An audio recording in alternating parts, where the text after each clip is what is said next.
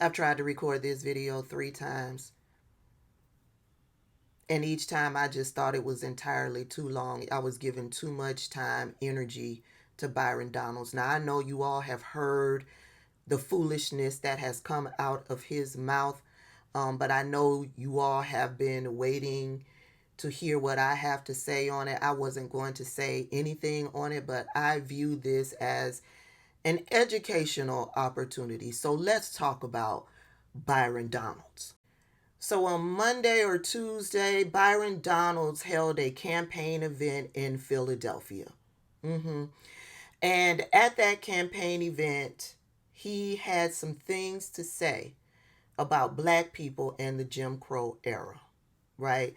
At the name of the title, you are not going to believe this. I promise you, you can look it up. The title of this campaign event was Congress, Cognac, and Cigars. The title of the campaign event was Congress, Cognac, and Cigars.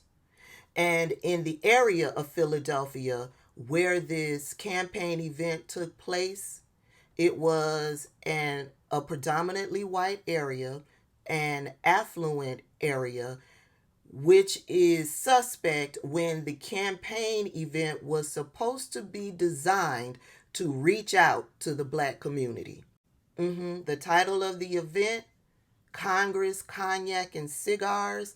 The campaign event was to reach out to black voters, and the campaign event, the office was in an affluent, predominantly white neighborhood. And here's the cherry on top. They had a number of black people attend the event, but according to those who were at the event or those who were reporting from the event, the majority of the people who attended the event came from outside of Philadelphia. Anywho, it is important that you hear what Byron Donalds had to say directly from his own mouth, because Byron Donalds, he's doing two things. He's doubling down, and he's saying that his words were taken out of context. So here is what he said directly from his own mouth. You see, during Jim Crow, the black family was together. During Jim Crow, more black people were not just conservative, because black people always have been conservative minded, but more black people voted conservatively. And then HEW, Lyndon Johnson, and then you go down that road, and now we are where we are. What's happened? Now I get what Byron Donalds was trying to say. Basically, black people are more conservative minded. I can agree with him on that. But in the Jim Crow era, black people did not vote conservatively because black people were dealing with voter suppression. It was very hard for black people to cast a vote back during the Jim Crow era. Did they have the right to vote?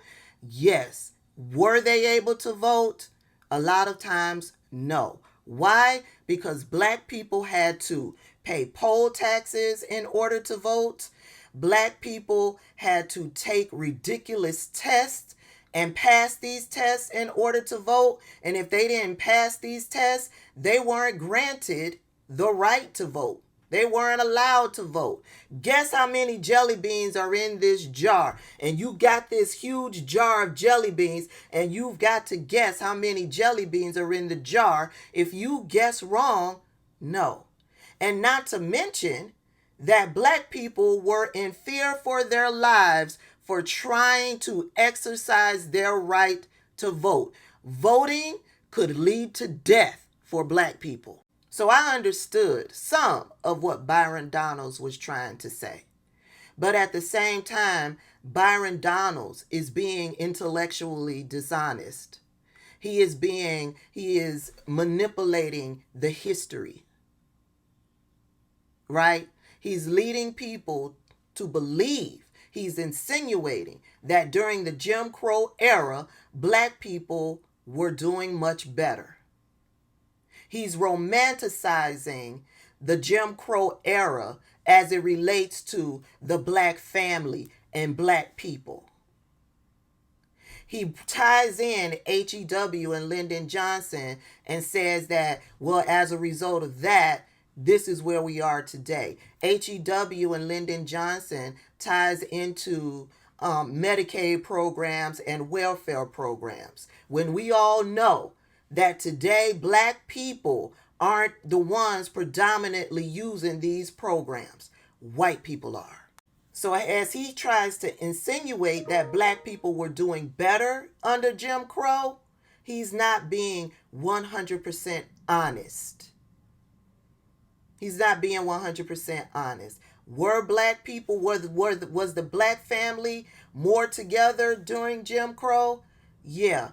But these oppressive policies, these racist policies that racist white men have put into place here in the United States, that is the reason for the destruction of the black family.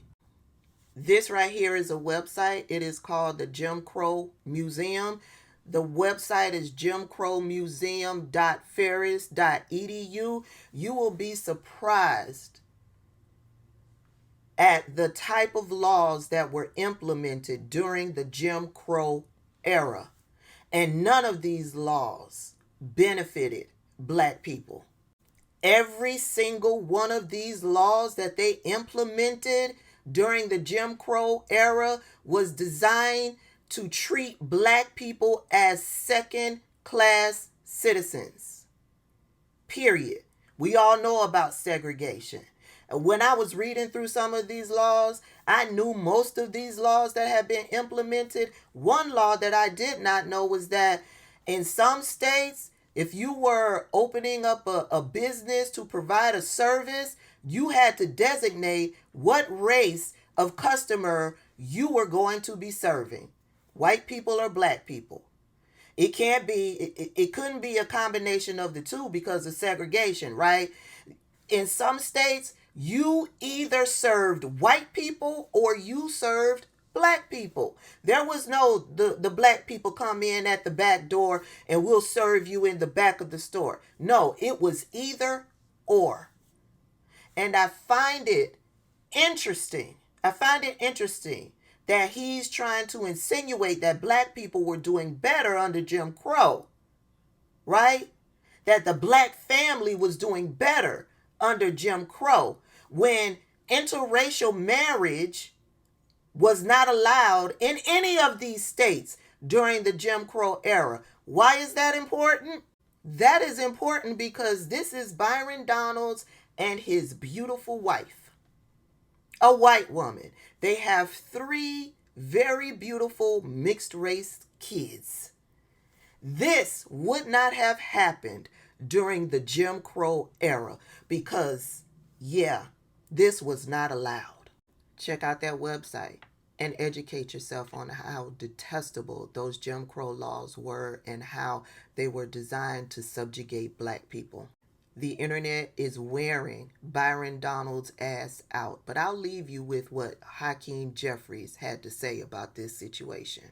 Speaker, has come to my attention that a so-called leader has made the factually inaccurate statement that black folks were better off during Jim Crow.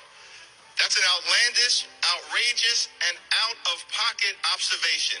We were not better off when a young boy named Emmett Till could be brutally murdered without consequence because of Jim Crow. We were not better off when black women could be sexually assaulted without consequence because of Jim Crow. We were not better off when people could be systematically lynched without consequence because of Jim Crow. We were not better off when children could be denied a high-quality education without consequence because of Jim Crow. We were not better off when people could be denied the right to vote without consequence because of Jim Crow. How dare you make such an ignorant observation?